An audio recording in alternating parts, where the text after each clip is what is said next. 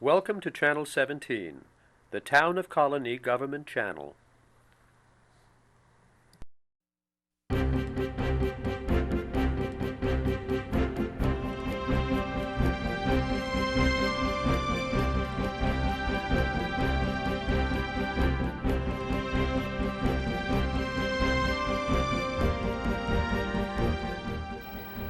Hello again. I'm Town Councilman Frank Mauriello, here with another edition of Colonie Close-Up. Today I'm with Colonie Town historian Kevin Franklin, and our subject matter is cemeteries in the town of Colonie. The town of Colonie was primarily a farming community when it was first formed, and even before it was formed when it was part of the town of Watervliet. And many of the local families who owned farms in the town didn't have any access to local municipal cemeteries or church cemeteries, so they took a portion of their own land and made cemeteries right on their own farms. So there are a number of cemeteries throughout the town, and Kevin, probably the one that people see the most is right off of Interstate 87, Correct. southbound between Albany Shaker Road and Central Avenue. To the right-hand side, you see a small cemetery with a white fence. Correct. Tell us about that. Tell us about some of the other cemeteries that are in the town and how some of them came about. Thank you, Frank. That cemetery is probably the one that I get the most calls over because it is the most visible to all the traffic that's on the Northway. That cemetery is called the Wolfchem Cemetery. And that's where Wolf Road gets its name from. Most of the cemeteries in the town are either very late 18th century and right into the 19th century, and some of them actually right into the very, very early 20th century. So roughly about a 100-year span. But the Wolfchem Cemetery sat back in the woods, and you couldn't really see it too good until the airport authority cleared a lot of the land around there for a safety zone. As a matter of fact, that cemetery is owned or on the property of the Albany International Airport. They maintain that. It's got a little white fence around it. It was restored many, many years ago as an Eagle Scout project for a Loudonville Boy Scout, I believe. I can't remember his name off the top of my head, but it is one of the more visible cemeteries in the town. Now, how many of these family cemeteries are there in the town? There's about 30 of them. They dot the entire town.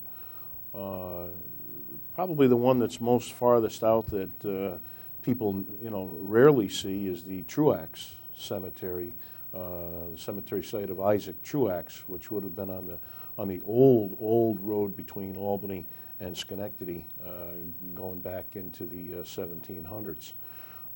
That sits in the woods off of Kings Road, and there's other sites that are literally right underneath your nose, so to speak, that you drive by every day that aren't marked. At least some of the tombstones are laying flat on the ground. One of those sites is on Old Loudon Road across from Park Avenue.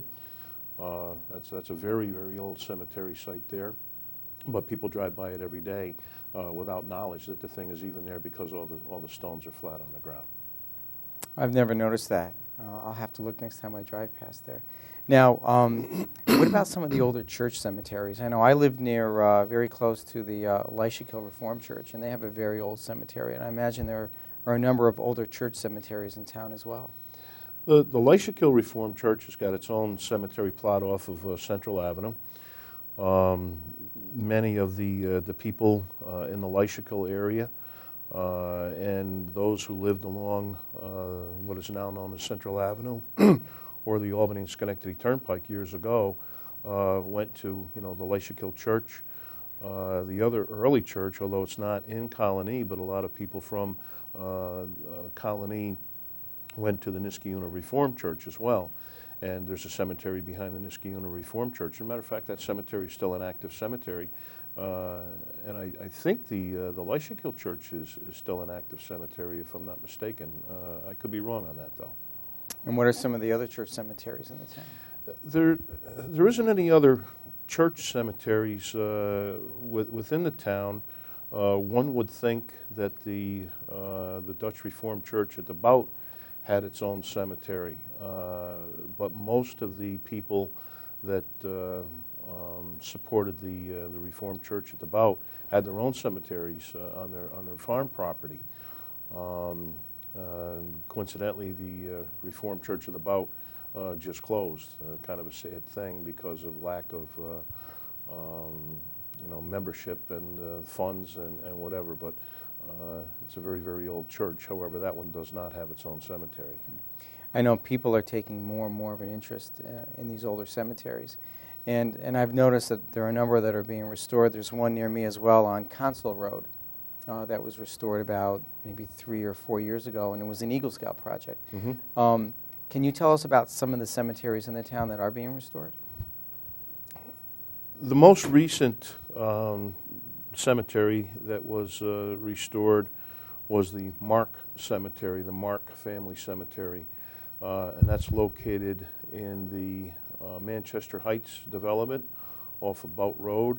The Mark Cemetery, the earliest burial in there is a fellow by the name of Thomas Mark. The Mark family came from England, and they moved to the Mohawk Valley area out around Cherry Plain during the American Revolution. And Thomas Mark, at one point as a young man, rode his horse from Cherry Valley to Albany to warn the people at Albany of an impending Indian attack on Cherry Valley. We all know that Cherry Valley was decimated by an Indian attack during the Revolutionary War. At what exact date Thomas Mark rode, I'm not really sure, but the genealogical records show that he is buried, and we did find his tombstone broken in a couple of pieces, but we were able to get most of it and put it back together again. The Mark Cemetery, unfortunately, was a party spot for kids, and a lot of the cemetery stones, a lot of the headstones, gravestones were destroyed, spray painted, broken into pieces. That was a very big project that was taken on by Boy Scout Nick Webster was his name, actually working with Ron Campanera, who's involved with the Boy Scouts. And they took a site that was literally destroyed, probably about twice the size of this room, and put it back together again, literally piece by piece by piece, glued the headstones back together again, cut down brush, cut down trees.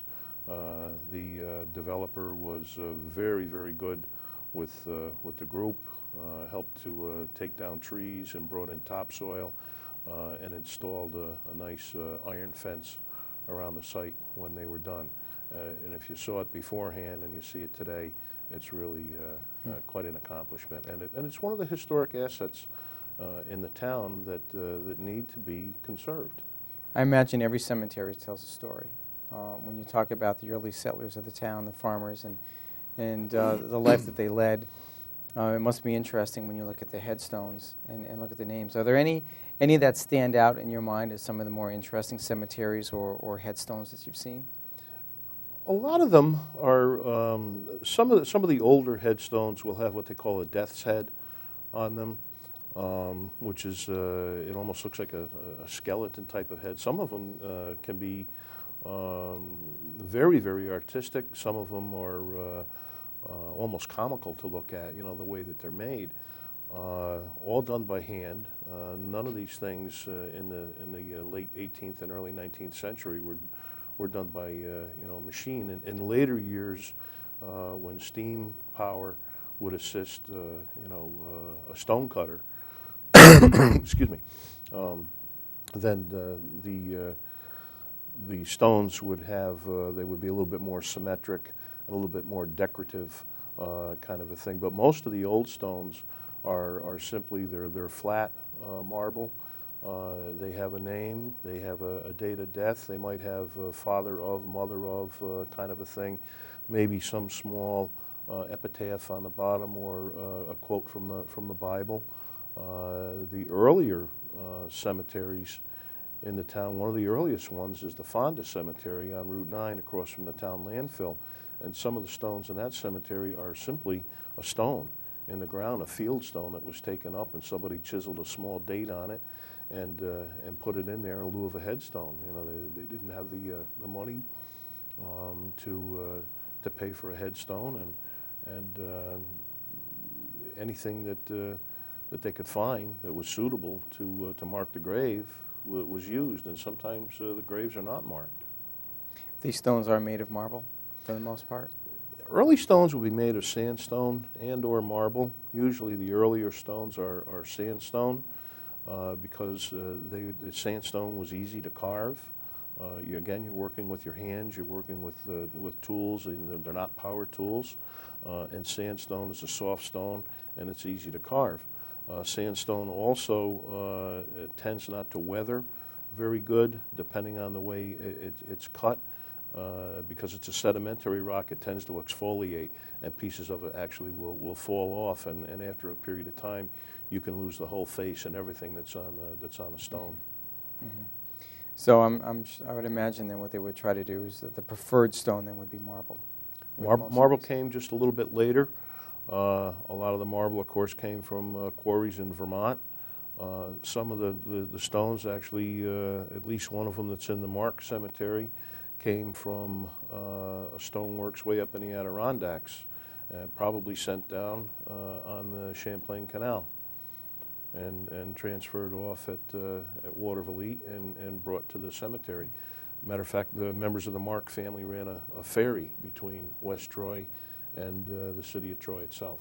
Okay. West Troy now being part of the city of Watervliet. West Troy is largely the city of Watervliet today, but a lot of the area surrounding the city of Watervliet was commonly referred to as West Troy. Okay. Can you think of any other family cemeteries and some of their contributions or any of their legacies that they've left in the town? I think, not to try to detract from one family or another, every farm family, not only in Colonie, but you go out into the hill towns of Albany County, Rensselaer County, Saratoga County, these cemeteries dot all these communities. These were the people that came before us. They built the roads, they built the churches, they were involved with the first schools. The families, the mortality rate of infants was generally pretty high.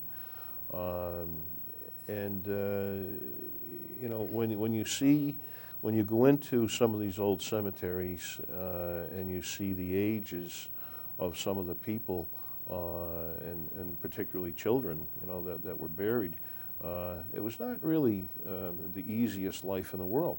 However, some of the stones indicate that some people lived to be quite old, in their 80s and 90s, that died way back in the 1800s. So they all tell a little bit of a story, and some of the sites are relatively small, maybe 5 or 6 gravestones, and others might have 15 or 20 in them. Generally not too much more than that, because by this time, if you realize that, again, the Erie Canal opened up the gateway to the west, a lot of the families moved on, and also by 1841, the Albany Rural Cemetery was incorporated, largely for burial sites in the city of Albany itself that were becoming crowded. They were actually burying people on top of one another down there, and for health issues too, something had to be done. And they looked into the areas of the township of Watervliet and other areas outside of Albany, and settled on ground that They opened the cemetery up in 1841, largely because of its hills and ravines, and it was a very picturesque area. You know how large that cemetery is offhand? Right now, it's just under 500 acres, I believe, total. There's almost 50 miles of road in the cemetery. It's separated into three ridges. The South Ridge, Middle Ridge, and the North Ridge are separated by two streams. One is called the Moordenaars Kill, which is Dutch for murderer's stream, and the other stream is called the Chroma Kill, which was actually the southern boundary of the Schuyler family at the Flats, where the stream entered the Hudson River. Now, I know there are tours of that cemetery at certain times during the year. What are some of the events that are held there? Because that is a very interesting cemetery. There's quite a bit of history there. Maybe you could tell us about some of the people that are buried there, as well as some of the events that are held there. So far as the history of the cemetery itself, I'll defer to Peter Hess on that. He's a local expert when it comes to the history of the Albany Rural Cemetery, and I'm not going to try to match wits with him on that. But the Albany Rural Cemetery is really a beautiful, beautiful spot. The only other cemetery really, locally that would compare to that would be Oakwood and perhaps the Vale Cemetery in Schenectady County. But the rural cemetery, one of the early landowners was a fellow by the name of Thomas Hillhouse. And Thomas Hillhouse had a mill, and he actually constructed one of the earliest schools in the township of Waterloo, right on the Moordenaars Kill. And he also had an overshot water wheel there and produced a product called oil cakes, which was, I believe that an oil cake comes from a flax seed, and it's used to fatten cattle. Hillhouse originally came from Troy, and before that from one of the states in New England. I'm not quite sure which at this time. One of the early landowners, along with other portions of the cemetery that were owned by the Schuyler family, and a host of others that sold 20, 30 acres, 5 acres, 10 acres, whatever it was, to the cemetery back in 1841 to allow them to incorporate. Now, isn't there a president buried there? Chester Allen Arthur. Arthur is buried there. The gravesite of Chester Allen Arthur is a beautiful, beautiful gravesite. Recently, some of its infrastructure was restored by the New York National Guard. Came in and they redid the steps, and the cemetery erected a flagpole in there for President Arthur. And I believe his birthday is on October 4th. And every year the cemetery celebrates his birthday, and there are dignitaries that come to that, including town supervisor and county executive and members of the military and whatever come, and they have a very nice cemetery there. Or a very nice ceremony there at that spot. And what's nice about that too is the cemetery invites school children, local school children from the Manans School, maybe from the Loudonville School, to come and participate in that ceremony. Is that plot maintained by the federal government? No. They don't provide us with any funds whatsoever to maintain that? No. That's maintained, as far as I know, that's maintained solely by the Albany Rural Cemetery. Okay. Now, what are some of the other locations in town where you may find a cemetery? Maybe some of the most unusual locations for a cemetery. If you drive around town, another cemetery that I generally get calls on, did you know that there was a cemetery behind the Bellinapoli Bakery? And yes, I did. That's the Rockensteyer Cemetery. Rockensteyer family owns the cemetery. They maintain it quite nicely. They take a lot of pride in the cemetery. Many of the other cemeteries in the town, there is no longer family members available to take care of them. And part of the duties of the historian's office is to identify the cemeteries and hopefully generate a little bit of interest in them. You see like an Adopt a Highway program. I'd love to see kind of like an Adopt a Cemetery program in the town. It would be nice for groups such as Rotary or Chamber of Commerce, Elks Club, whatever, to pitch in and clean these things up and try to take care of them. And they are an important part of our history. Do you ever contact the current landowner to advise them of the cemetery? I imagine they know once they purchase the property. Most of the landowners are well aware that they have a cemetery on their property. Some choose just to let them sit as is. They don't. None of their family members perhaps happen to be buried in there, and they don't want to call too much attention to the site, maybe for their own personal reasons. Unfortunately, cemeteries can at times be a draw for kids to party in. But on the flip side of that coin, what I've seen is the cemeteries that have been restored and people that are showing an interest in them and taking care of them, they do not become a party spot.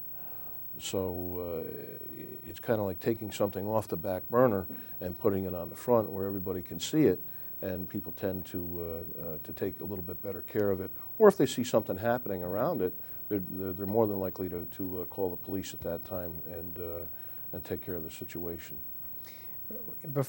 Earlier we had spoken about some of the stones, and through time you can see some of the engraving on those stones is starting to wear, and it must be very difficult to read some of those.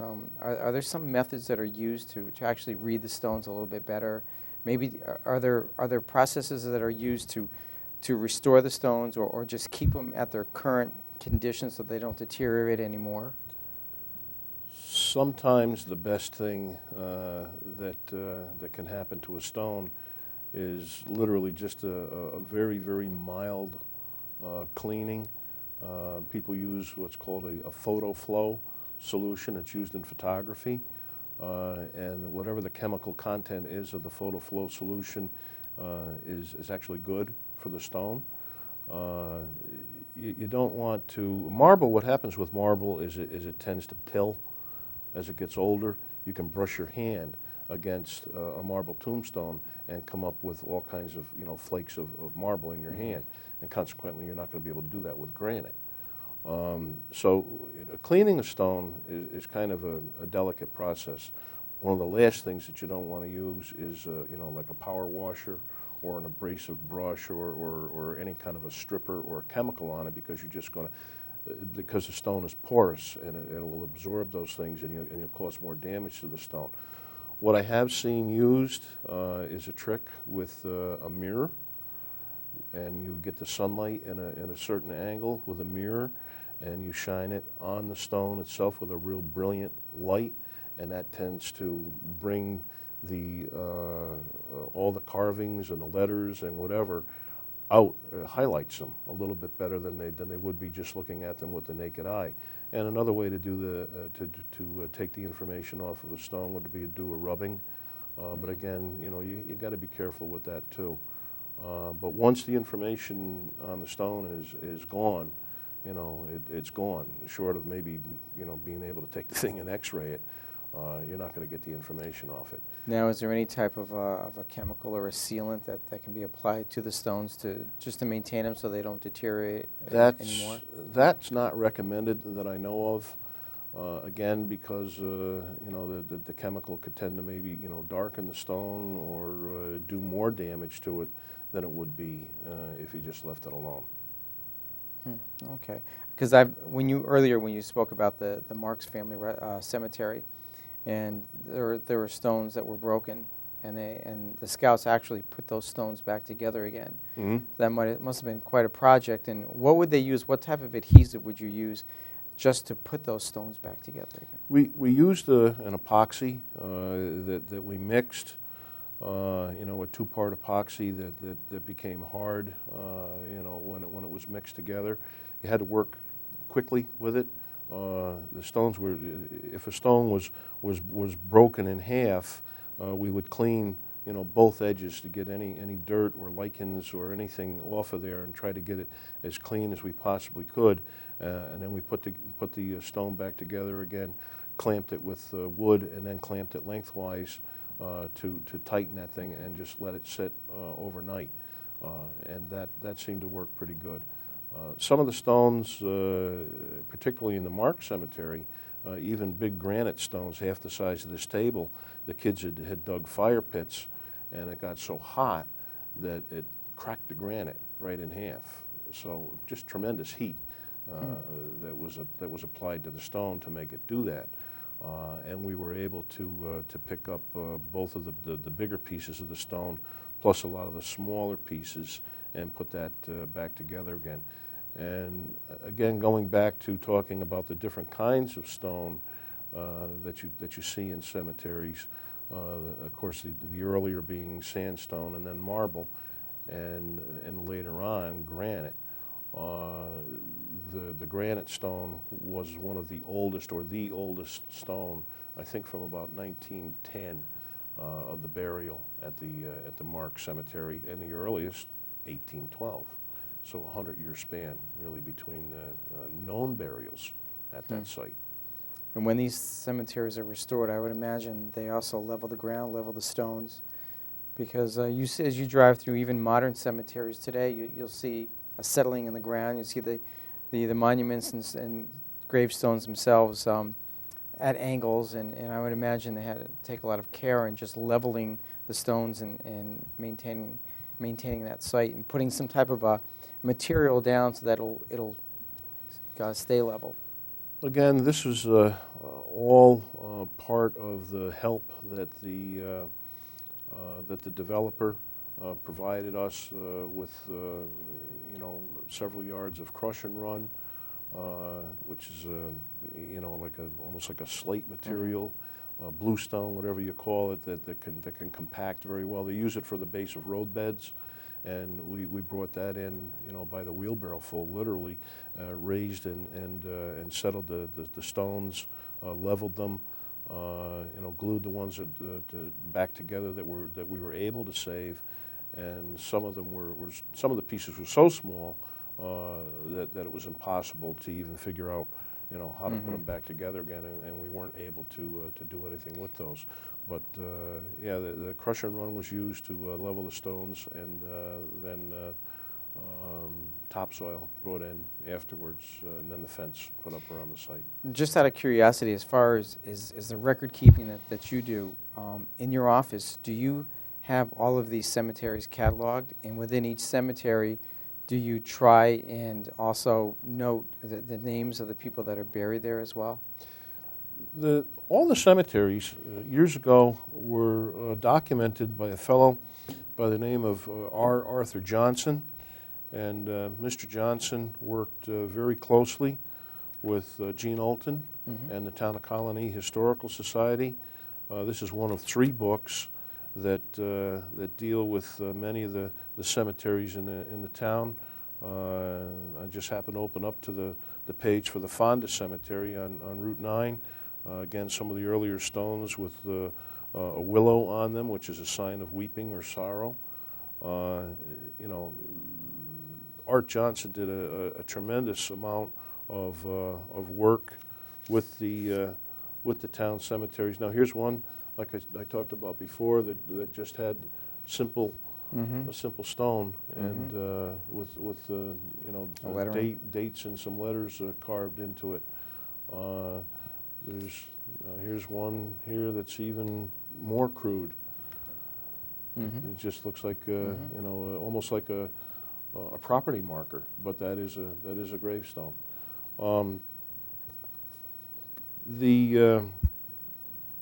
Some of the sites, some of the cemetery sites, people have removed the tombstones for various reasons. They've taken them off. The cemetery was abandoned. The family moved away. The woods grew up around it or whatever, and they removed the tombstones, and they use them for sidewalks. And that's So are the cemeteries still identified, though? Do you know the locations of those cemeteries? No, not all of them. Not all of them. Some we know existed, that the stones were removed. I'm not going to mention exactly where, just for to keep them secure, so people aren't in there, messing around with them. But yeah, some of the cemetery sites are known to exist, or we have strong suspicions that there's some indicators that you can see that are hints and clues to where an old cemetery site may be. One would be myrtle. It's a typical plant that's sown in the ground where a cemetery site would be, and the other one would be lily of the valley. So if you see these sites where no tombstones are, and just an abundance of lily of the valley or myrtle on a small hill, perhaps in the woods or something, you got a real good shot that you've got a cemetery there. So you could have a situation where you're building a home or some type of commercial building, and as you're digging the foundation, you may unearth some graves. Absolutely. The most recent incident in the last couple of years, I think, out on Console Road, the town water department was digging a line or whatever, and they stumbled upon a colonial grave site, unmarked. And most recently, along the Colonie Menands line near the FedEx building in front of the Germain estate on Route 32, a grave site was uncovered down there. The project was stopped, and archaeologists were brought in, and it was determined that that site was the site of burials of African slaves, probably related with activity at the Schuyler Flats. I think no less than 12 or 13 individuals, the remains of 13 individuals were removed and brought down to the State Museum. The remains were studied by a team at the State Museum. It's one of the very, very few. It turns out that site was one of the very few known slave burial sites in the Albany, New York area. And what that provided was a unique opportunity for the staff at the library to study in detail these bones and these remains, to give people an idea of what kind of life these people led. And matter of fact, 2 nights ago at the State Museum, Lisa Anderson had a program detailing the people's lives and diseases that they had, broken bones, what they may have even done, repetitive things that they did throughout their life. One person was thought to be a seamstress because she had like grooves in her teeth where she would pull a thread through. The average person wouldn't be able to even dream of something like that, but the anthropologists at the State Museum have done a tremendous amount of work bringing these people back to life. And also what they've done is facial reconstruction of the skulls that show exactly, or pretty close to, what these people looked like back in the mid-1700s or late 1700s when they were living at the Schuyler Flats. Now we have, for our viewers that watch our show, we have contacted Lisa Anderson, and we will have her on a future, whoops, I'll start that over again. For those of you that watch our show Colony Close-Up, we have scheduled, or we have spoken with Lisa Anderson, and we have her appearing on a show in the near future. And our subject will be that cemetery, that gravesite. And she understands, she has just a wealth of information about that. And so that'll be an interesting topic when we have her on.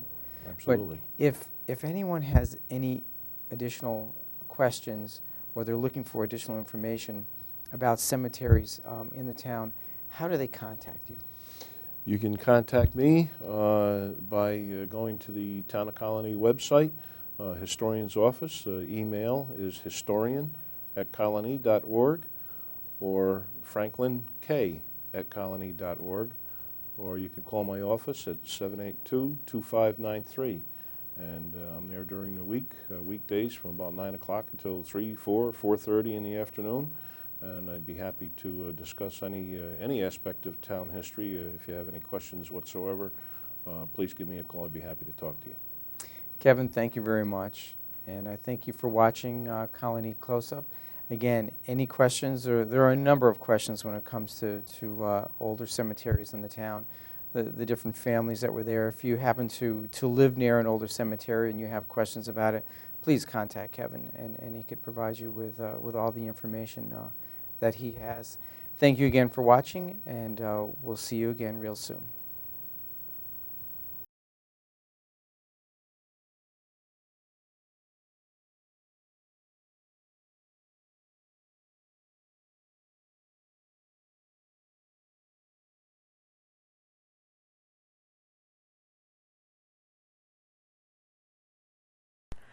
Welcome to Channel 17, the Town of Colonie Government Channel.